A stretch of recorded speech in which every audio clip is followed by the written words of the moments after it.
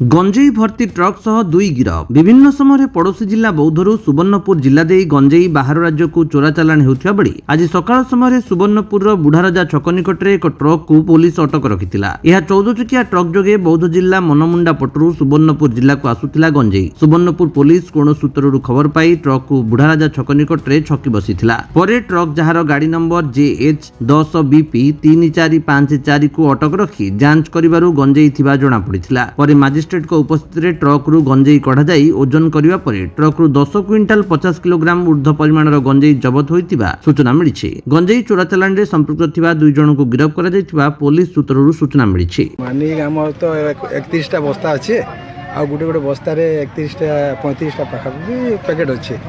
अनुमानिक 10 quintal पाखापुकी ही पारे बोले संभावना। पुलिस खबर देले से माने आगु हमर महानदी बुढ़ा रोजा जिंदा सोनपुर रे से ट्रक के रखी दिले आ खबर देले आमे आसिकरी सब कोजन सकाळ 5 बजे। सुवर्णपुर रामहरि सेठिंग रिपोर्ट विश्व विजयी न्यूज ओडिशा।